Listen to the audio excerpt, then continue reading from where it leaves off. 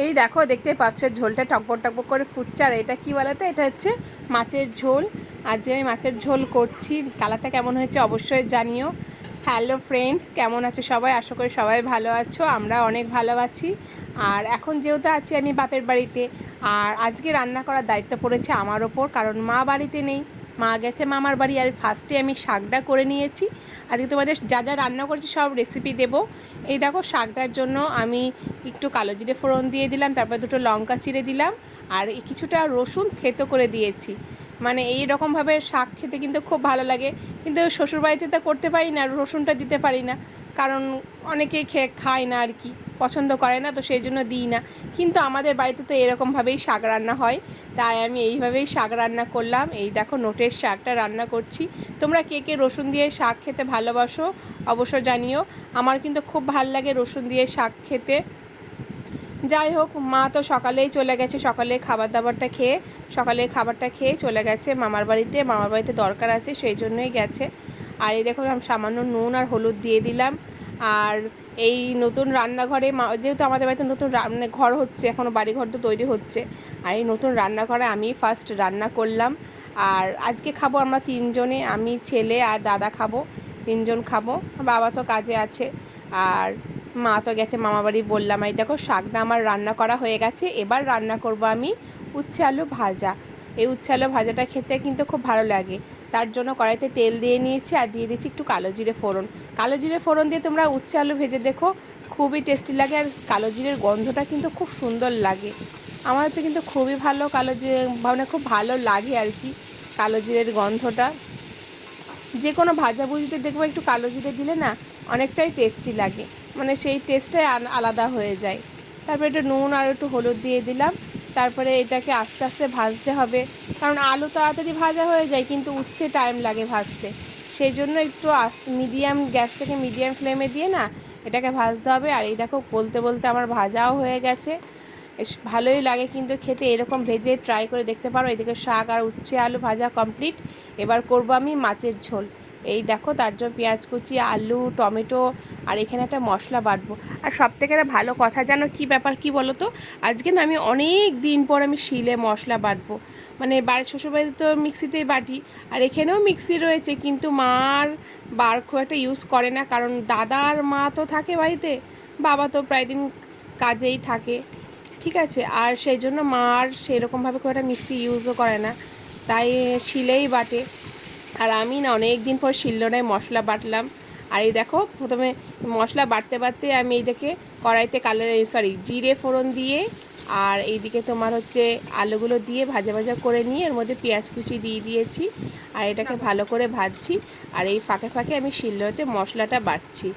আর তারপরে দিয়ে দিচ্ছি একটু টমেটো কুচি, যেটা দিলে মাছের ঝোলটা আরও স্বাদ আরও দ্বিগুণ হয়ে যায়।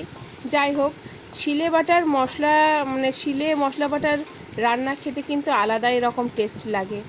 সেটা যারা যারা খাও তারাই জানো, এটা আলাদাই টেস্ট লাগে। আর এই দেখো, মশলাটা আমি বেটে নিয়েছি।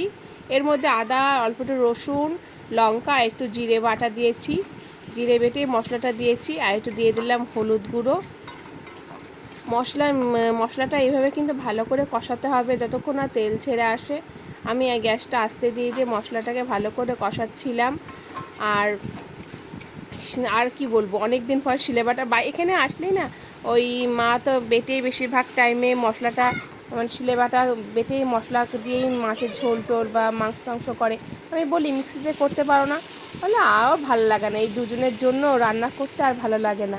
তারপরে এই দেখো, আমার মশলাটা কষানো হয়ে গেছে। আর এই দেখো, তারপর আমি জলও দিয়ে দিলাম। আজকে স্নান করিনি জানো তো, স্নান না করেই আমি রান্না করছি, মানে সকালে জামা কাপড় মানে ছেড়েই করছি রান্নাবান্নাগুলো।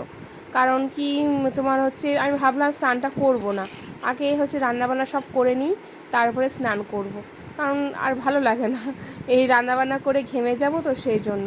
আর এই দেখো, মাছের ডিম দুটোই ছিল আজকে। মাছের ডিমটাও খেতে আমার খুব ভালো লাগে। তোমরা হয়তো ভাবতে পারো দিদি তোমার সবই ভালো লাগে, হ্যাঁ সত্যি গো, আমার সবই ভালো লাগে মোটামুটি। মাছের থেকে মাছের ডিম ভালো লাগে। আর কালারটা কেমন হয়েছে জানিও। আর এদিকে ভাতটাও আমি বসিয়ে দিয়েছি, ভাতটা প্রায় নামানোর মুখে। ভাত তো করতেই হবে, ভাত না করলে কী হবে। তারপরে আর কি, তারপরে ছেলে একটু ঝুড়ি ভাজা দিয়ে গেলো, বললো মা ঝুড়ি ভাজা খাবে, আনা দে একটু খাই। দেখো ছেলে ঝুড়ি ভাজা দিয়ে গেলো, এটা দাদার দোকানের ঝুড়ি ভাজা। যাই হোক, ও ঝুড়ি ভাজা দিল, আর একটু আমি ব্রেক নিয়েছি, তার মধ্যেই ঝুড়ি ভাজাটা খেয়ে নিলাম। আমি আমের চাটনি করব, তার জন্য কড়াইতে একটু তেল দিয়ে নিলাম। এই আমের চাটনিটা করলেই মোটামুটি রান্না কমপ্লিট হয়ে যাবে। তারপর দিয়ে দিলাম একটু সর্ষে ফোড়ন, তেজপাতাও দিলাম। শুকনো লঙ্কাটা না আমি খুঁজে পাচ্ছিলাম না, যেহেতু মা কোথায় রাখে সেই জিনিসপত্র না, মানে আমি আর জানি না সত্যি বলতে, আর রান্নাও খুব একটা করি না বাপের বাড়িতে এসে, সেই জন্য আমি না খুঁজেও পেলাম না, শুকনো লঙ্কাটা দেওয়া হলো না। তাই শুধু তেজপাতা আর হচ্ছে সর্ষে ফোড়ন দিয়েই করলাম আমের চাটনিটা। আর দেখো লবণ একটু হলুদ দিয়ে দিয়েছি। আর তোমাদের চাটনি কোনটা ভালো লাগে, মানে ঝোল ঝোল ভালো লাগে নাকি জেলে জেলে টাইপের ভালো লাগে? আমাদের বাড়িতে কিন্তু এই ঝোল ঝোলটাই হয় বেশিরভাগ টাইমে, তাই আমি ঝোল ঝোলই করেছি, কারণ দাদা ওই ঝোল ঝোলই খেতেই বেশি পছন্দ করে, সেই জন্যই আর কি ঝোল ঝোলই আমি করব। আর এই দেখো আমটাকে ভালো মতো ভাজাও হয়ে গেছে, আর দিয়ে দিলাম অল্প একটু জল, কারণ আমটা না মানে এক একটা আম হয় না খুব শক্ত থাকে, কিন্তু এই আমটা খুব ভালো ছিল, খুব সুন্দর গলে গেছিলো, মানে আমগুলো আর কিছুই পাওয়া যাচ্ছে না, সব পুরো আমটাই গলে গিয়েছে। যাই হোক, চাটনি টাটনি করে নেব, চাটনিটা প্রায় হওয়ার মুখেই, এবার একটু নামাবো। এই দেখো আমার চাটনিটা রেডি হয়ে গেছে। কেমন লাগছে অবশ্যই জানিও, রান্নার রেসিপিগুলো তোমাদের কেমন লাগলো অবশ্যই জানিও, ঠিক আছে? এই কোনো রকমের আর কি করলাম, একা একা রান্না করে একা একা ভিডিও করা খুবই চাপে, তোমরা যারা যারা করো তারাই জানো। আর এই দেখো আমি পুরো ঘেমে নিয়ে একাকার হয়ে গেছি, এবার যাবো স্নান করতে।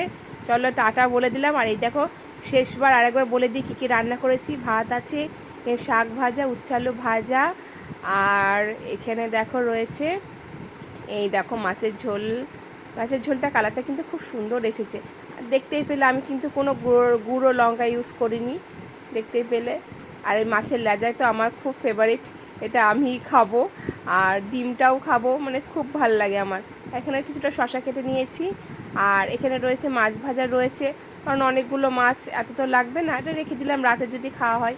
আর এখানে আমের চাটনিটা, আর এখানে রয়েছিল দই, মিষ্টি দই, এই দিয়েই সব খাওয়া দাওয়া হবে। চলো, ভিডিওটা ভালো লাগলে লাইক শেয়ার করো। ওকে, টাটা।